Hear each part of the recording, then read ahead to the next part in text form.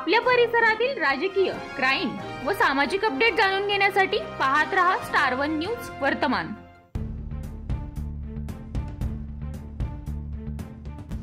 प्रथमतः मी अनुप कदम तुळजाभवानी मुख्य पुजारी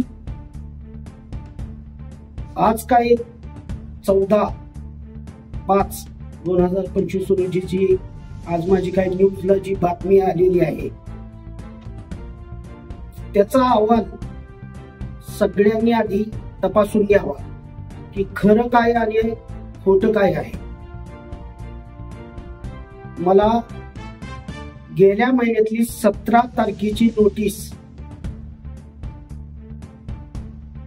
तहसीलदार अरविंद गोळंगे तुळजाभवानी विश्वस्त आणि एक कर्मचाऱ्यांचा जो मेन असतो मॅनेजर विभीषण माळी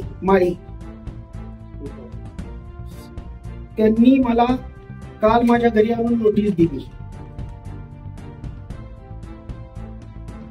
त्यांनी मला काल घरी आणून नोटीस दिली। बरं नोटीस देऊ द्या, दिली तर मला आणि एक जण अजून आहे त्याला का द्यायची, त्यांना का द्यायची? तुमच्या जी लोकांना आहे तुम्ही आधी त्यांना नोटीस का देत नाही? जर खरंच सच्चाईनं वागायचं असलं तर तुम्ही मंदिर संस्थांमध्ये काम करा ना।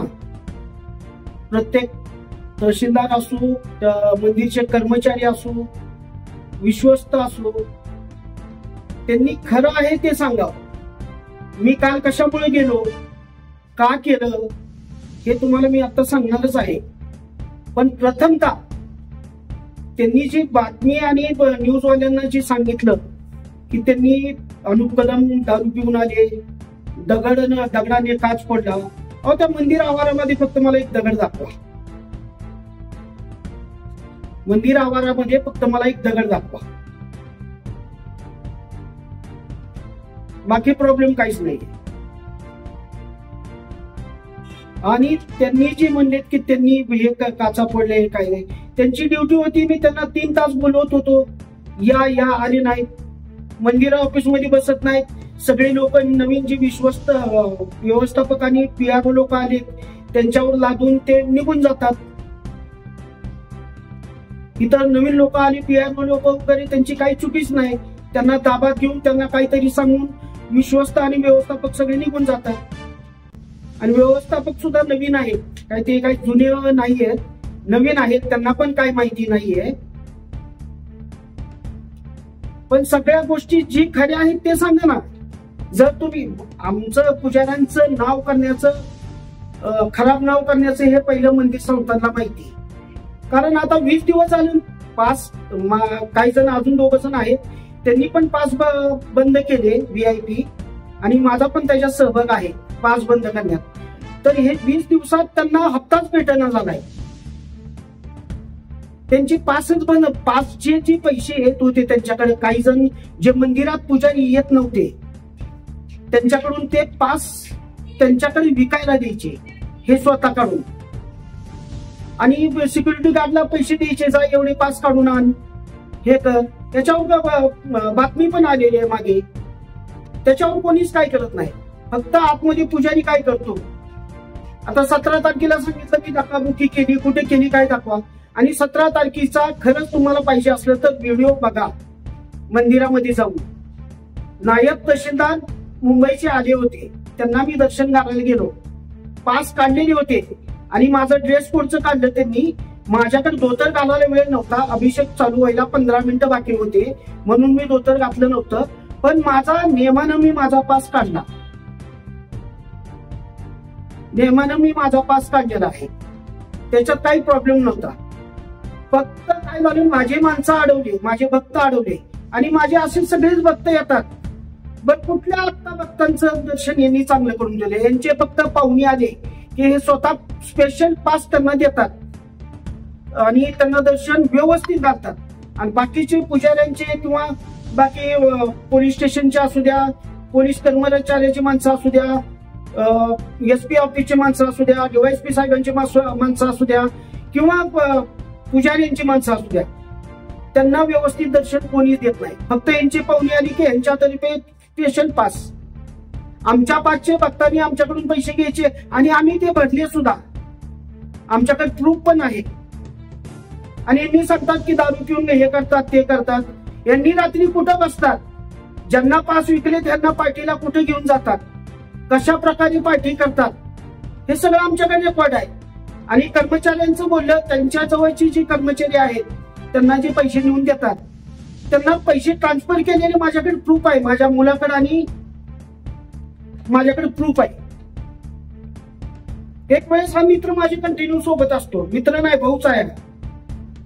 हा सोबत असतो. याला पण काहीतरी अडवून विचारतात की अनुप कुठे आहेत, मला एवढे पैसे पाहिजे, नाही तर तुमची माणसं सोडणार नाही.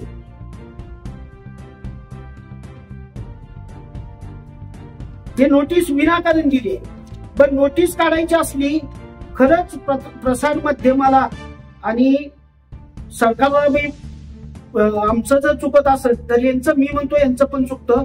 यांचे पूर्ण 1 महिन्याचे व्हिडिओ काढा. मंदिर संस्थांमध्ये मी व्हिडिओ मागायला गेलो तर मला व्हिडिओ देत नाहीत. ते त्यांचे व्हिडिओ, त्यांचे फुकट. माझ्या आधी त्याच दिवशी तहसीलदार साहेबांचे आणि तिथल्या व्यवस्थापकाचे 13 माणसं फुकट सोडली. त्याचा मी विरोध केलेला होता. आणि एक रेकॉर्डिंग बी आहे माझ्याकडं. रात्री मला 12 वाजता माझ्या मिसेसला, जो कोण तिथला सिक्युरिटी इन्चार्ज आहे त्याच्या खालचा जो माणूस आहे आणि ज्यानं कंप्लेंट दिली त्याचा मला रात्री फोन आला. ही रेकॉर्डिंग तुम्ही ऐका. तो काय बोलला आणि काही नाही. ते जो बिभीषण माने आहे व्यवस्थापकाचा मेन, त्याने त्याला एका बारवर घेऊन गेला. तो हॅलो, राणा बोलतोय. राणा माहितीचा मुलगा बोल की. ती काय करतं माझ्या एकदा मुलाला सांगायचं ना. हॅलो, हा होईल नमस्ते. शिवाजी जोडीदार आहे, रामचं जोडीदारच आहे, पण ते कसं झालंय त्यांनी दुसऱ्या मॅडमसोबत तुम्ही झाले तर दुसऱ्या सोबत त्यांनी माझं नाव टाकले विनाकारण. पाहणं काय नाही, फक्त माणसं नेण्या पाहिजे झाली होती थोडी. आणि ते काय झाले दुसऱ्या माणसासोबत झाले ती. आणि तुमचा मुलगा बी होता तिथं. मी काय केलं, मी तिकून यायला लागलो होतो. तर हे नितेश मध्ये तुझ्या मानेने बरोबर लिहून घेतलंय. आणि त्यात काय झालं त्यांनी त्या दुसऱ्या दोघा संघ झाले त्यात माझं नाव टाकले विनाकारण. आणि अनुला ते सांगायचं, अनु पुढं ऐकायला तयार नाही.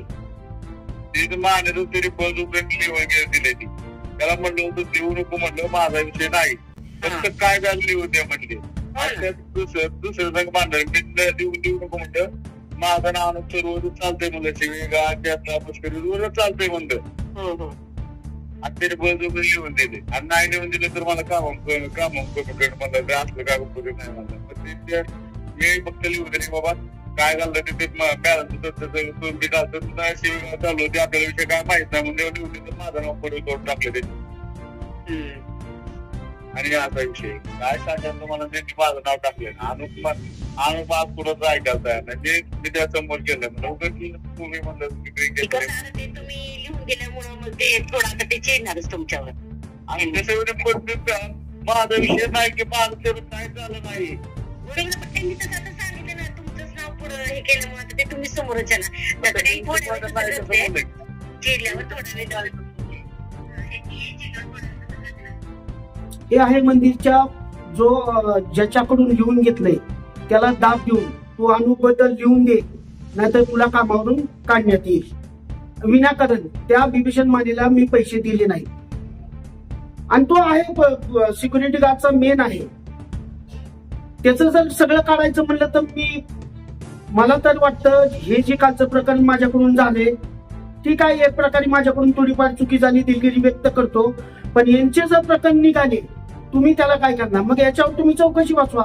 आतापर्यंत यांनी मागचं प्रकरण झालं 8 दिवसापूर्वी 12 लाख रुपयाचं सोन्याचे मागे प्रकरण चालले. आतापर्यंत पुजारी आणि भक्त कधीच सापडले नाही. फक्त सापडले मंदिरचे अधिकारी.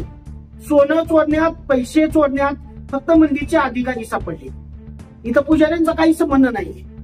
फक्त यांना काय करायचंय, बर पास काढायचं, कितीचे, 500 रुपयाचा आहे, 200 रुपयाचा आहे, भक्त काढतात, पण त्यांना दर्शन तर आतमध्ये व्यवस्थित द्या. त्यांचे लोक आले की त्यांना 5 मिनिटं उभा करतात देवी समोर. अहो कुठल्या बाकाला 1 सेकंद, भक्ताला 1 सेकंद सुद्धा थांबवू देत नाही. लोक येऊन बाहेर येऊन पैसे देऊन त्यांनी पास काढून चांगलं दर्शन करायचं बघतात. आणि एकही सिक्युरिटी गार्ड 10वीच्या पुढचा दाखवा, 10वी शिकले त्याच्या खालीच आहे सगळे. भक्तांना प्रत्येक वेळी आवाजच्या भाषेत फक्त ही जाब विचारण्यासाठी मी गेलेलो आणि नोटीस का आली याचा विचारायला गेलेलो. मी सच्चाईने तिथं बोललो म्हणून माझ्यावर लगेच न्यूजला दिलं. यांचं कुठं कुठं संध्याकाळी काय करतात, कुठं बसतात, कुणाकडून हप्ते घेतात, काय करतात. जे मंदिरात कधी येत नाही त्यांच्याकडून ते पास फक्त विकत घेतात आणि ते विकून त्यांना पैसे देऊन देतात आणि सगळा व्यवहार मंदिरच्या बाहेर चालतो. आम्ही काल मंदिरात काय केलं नाही, मंदिर ऑफिस मध्ये केलंय सगळं. कुठला पुजारी किंवा कुठला गावातला व्यक्ती बोलायला गेला की डायरेक्ट तहसीलदार माझ्या काढ याच्यावर नोटीस, याचं मंदिर बंद कर. तुमचं तर घर वाटतंय, तुमचं चांगलं चालू आहे. सगळ्यांना बोलतात पुजारी कमवतात आणि आपण काय गप्प बसायचं, आपण पण कमवून घ्यायचं. याच्यात जर माझं काय चुकीचं वाटलं तर तुम्ही 100% इथली मोठीच्या मोठी जी चौकशी असते ती बसवा आणि तहसीलदार असू किंवा कोण असू समोरासमोर माझ्याशी बोलणं करा आणि तिथं अधिकारी, पोलीस अधिकारी वगैरे बोलवा. ज्याचं खोटं निघेल त्याला तुम्ही अटक करा. आणि जर माझं हे बघून जर मला जर काय म्हणले, त्यांनी काय केलं तर मी माझ्या परिवारासहित मंदिरासमोर आत्मदहन करीन, एवढं मी सांगतो. अशा बातम्या पाहण्यासाठी आमच्या चॅनेलला लाईक, शेअर, सबस्क्राईब करा.